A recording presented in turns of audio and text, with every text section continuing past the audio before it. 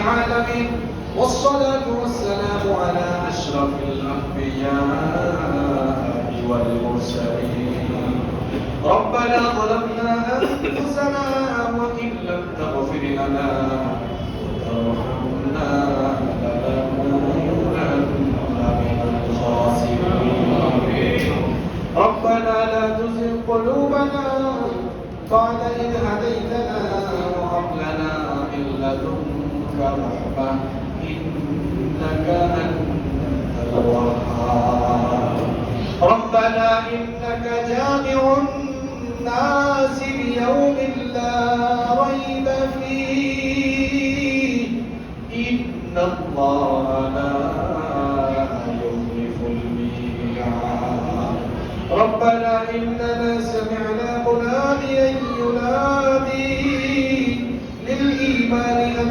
آمنوا بربكم فآمنا ربنا فاغفر لنا ذنوبنا وكفر عنا سيئاتنا وتوفنا مع الأبرار رب العالمين আমাদের মালিক আমাদের রব দীর্ঘ সময় ধরে আমরা তোমার কিতাব থেকে আলোচনা শুনেছি মালিক আমাদের রব দীর্ঘ সময় ধরে কোরআন সুন্নাহর আলোচনা শুনে গভীর রাতে আমরা আমাদের জীবনের সমস্ত গুনাহগুলোকে সামনে নিয়ে গুনাহের জন্য লজ্জিত হয়ে অনুতপ্ত হয়ে ভিখারির মতো দোকানে দিতেছি তুমি আমাদেরকে খালি হাতে বিদায় করে দিও না তুমি যদি আমাদেরকে দাঁড়িয়ে দাও বিদায় করে দাও কোথায় যাব কার কাছে গিয়ে আমরা হাত পাতবো আমরা ছাড়াও তো মানুষ সংখ্যক গোলাম আছে কিন্তু তুমি ছাড়া তো আমাদের আর কোনো মালিক আমাদেরকে তুমি দাঁড়িয়ে দিও না তোমার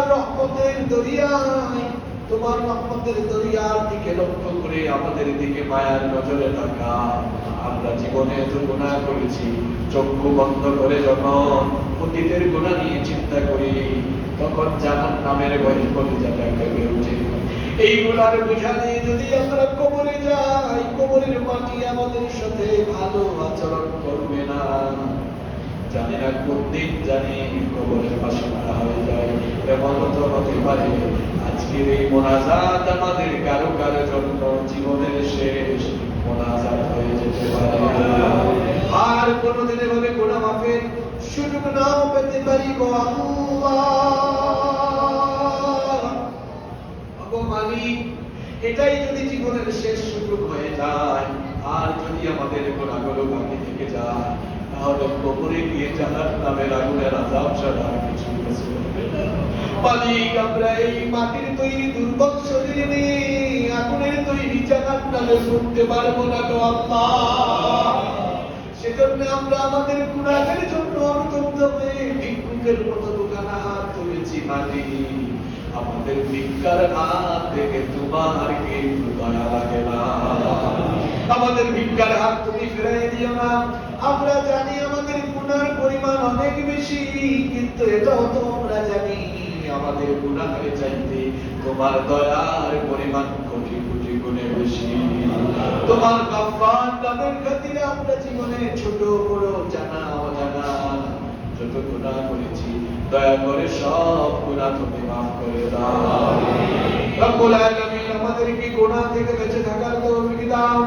শয়তানের ওয়াসওয়াসা থেকে আমাদেরকে হেফাজত করো ওগো আমাদের মালিক আমাদের স্ত্রী সন্তান পরিবারের সবাইকে তুমি মাফ করে দাও আমাদের স্ত্রী সন্তানকে আমাদের জন্য চক্ষু শীতলকারী বানিয়ে দাও আমাদের সন্তানদেরকে তুমি মুত্তাকি পরহেজগার আল্লাহওয়ালা বানিয়ে দাও রব্বুল আলামিন আমাদের পিতামাতাকে মাফ করে দাও আমাদের যাদের আম্মা বাবা আমাদেরকে এতিম করে দিয়ে কবরের বাসিন্দা হয়ে গিয়েছে দয়া করে তাদের কবরগুলোকে তুমি জান্নাতুল ফিরদাউস বানিয়ে দাও আমাদের যাদের পিতামাতা জীবিত আছেন হায়াত বাড়িয়ে দাও যতদিন তারা বেঁচে থাকবেন আমাদেরকে আমাদের বাবা মায়ের খেদমত করার তৌফিক দিয়ে দাও আল্লাহুম্মা গফিরলি ওয়া লিওয়ালিদাইয়া ওয়া কুর রাব্বিরহামহুমা কামা রাব্বায়ানি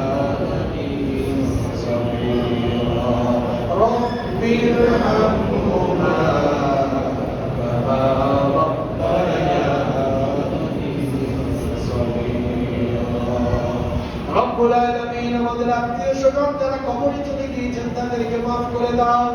আমাদের মধ্যে যারা অসুস্থ তাদেরকে শিফা দান করে দাও।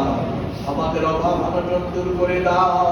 আমাদের চাকরি বাকরি ব্যবসা বাণিজ্য উপার্জনে বরকত দাও।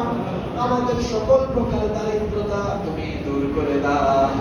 আমাদের জীবনে তুমি বরকত দান করে দাও, উপার্জনে বরকত দিয়ে দাও। রব্বুল আলামিন সকল প্রকার ফিতনা ফাসাদ থেকে আমাদেরকে বিরত থাকার তৌফিক দাও। রব্বুল আলামিন আমার দেশকে তুমি সকল প্রকার বাধা মুসিবত থেকে হেফাজত করো। দেশি বিদেশি চক্রান্ত থেকে আমাদের দেশকে হেফাজত করো। রব্বুল আলামিন এই দেশে তুমি কোরআনের বিজয়, ইসলামের বিজয় দান করে দাও। এই দেশের প্রতিটি ইঞ্চি জমিকে তুমি কোরআনের বিজয়ের জন্য কবুল করে নাও। আমাদেরকে কোরআনের আন্দোলনে শামিল করে নাও। আমাদেরকে কোরআনের জন্য কবুল করে নাও। রব্বুল আলামিন আমাদেরকে তোমার হাবিবের পথ অনুসরণ করে তোমার নবীর পথে জীবন করার তৌফিক দিয়ে দাও। আজকের এই মাহফিলকে তুমি কবুল আর মঞ্জুর করে দাও। এই মাহফিলের সাথে যারা সম্পৃক্ত সবাইকে মাফ করে দাও। আমাদের প্রিয় আব্দুল সালাম ভাই মাহফিলের জন্য বহু কষ্ট করেছেন, আল্লাহ তাকে তুমি মাফ করে দাও। তার সন্তানদেরকে দ্বীনের জন্য কবুল করে নাও। রব্বুল আলামিন যুবক ভাইরা অনেক কষ্ট করেছেন, আমার কলিজার টুকরা যুবক ভাইদের গুনাহগুলো মাফ করে দাও।